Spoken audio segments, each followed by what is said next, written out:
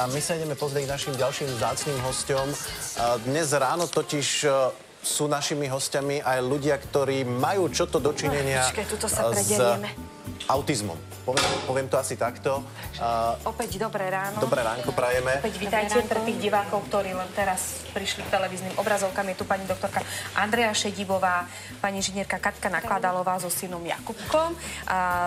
Je to aj Zuzana Brisudová, hovorca fondu F84, o ktorom si o malú chvíľu povieme. A pribudla aj Ľudská Kolárová, pretože k tejto téme nám povie také zaujímavosti zo showbiznisu. My sme rozoberali tie základné znaky, že ako rozpoznať, či dieťa má problém s autizmom. Neviem, či sa tomuto venovali aj ľudia, ktorí telefonujú. Áno, áno. Chceli vedieť najmä tieto znaky. Áno. Je tam, platí nejaká špeciálna starostlivosť potom o týchto pacientov, o týchto mladých ľudí? Áno, platí veľmi špeciálna starostlivosť, takže ako náhle si rodič všimne niečo zvláštne, tak rady typu počkáte, je čas, sú veľmi, veľmi zlé rady. Rýchlo treba hľadať pomoc a treba si dať poradiť. Vždy je lepšie pomýliť sa v diagnóze a začať pomáhať, ako čakať. Dá sa pomôcť?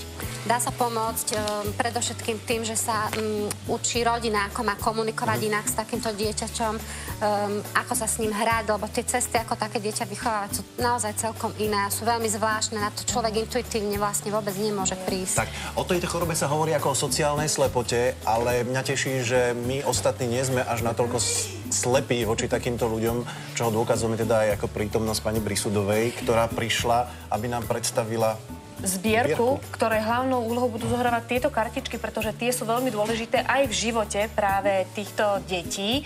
A od týchto, najprv by som možno niečo o tých kartičkách, aby sme vedeli povedať, že vlastne ako sú dôležité. Pani Katka, keďže Jakubko je s vami, komunikuje len týmito kartičkami, alebo aké dôležité sú tieto kartičky v živote takýchto detí? Tak po odbornej stránke by tú otázku asi zodpovedala pani doktorka Šedivová. Ja len poviem, čo sa týka Jakubka, tak s Jakubkom sme začínali vlastne v takom ranom veku. On sa rozprával až 6-ročný, nebo začal vôbec komunikovať až 6-ročný, čiže v takom ranom detskom veku sme začínali tiež s takými kartičkami, aby sme mu nejakým spôsobom uľahčili, umožnili tú komunikáciu. Ale keď už potom nastala tá komunikácia, nastalo lepšie pochopenie a kontakt s nami, tak vlastne sme ustúpili už od toho, že by sa používali v domácnosti, ale stále postupuje podľa takých kartiček v rámci školy.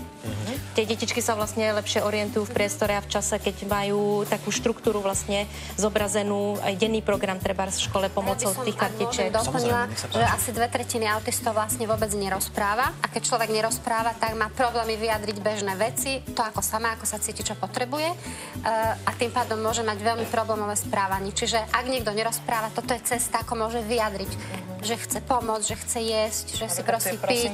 Proste je to podpora komunikácie, lebo inak by tie detičky neznamená, že nerozmýšľa a že nemá svoje potreby, má potreby a potrebuje vyjadriť ich. Vráťme sa teda k tej zbierke, ktorú som načrtol, pretože konečne ideme pomáhať, takže pani Brisudová, skúsme, ako, kde, kedy môžeme pomôcť autistickým deťom. Takže ako, kde, kedy, takže mnohí ľudia už dneska spozorujú dobrovoľníkov, ktorí sa budú pohybovať v 18 slovenských mestách, mali by byť vypísané na obrazovke. Čo to znamená? Prebieha verejná zbierka na podporu, respektíve na získanie finančných prostriedkov, ktoré budú následne prerozdelené pre autistov, pre rodiny alebo pre zariadenia s autistami. Verejná zbierka bude prebiehať dnes, zajtra a v sobotu.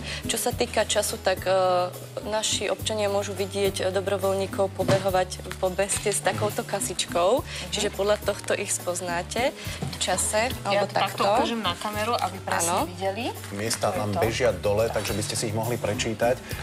Výborne. Čiže znamená to, že treba asi takéto nadácie, štátna podpora je v tomto prípade, ako pokiaľ máme chorého autistu?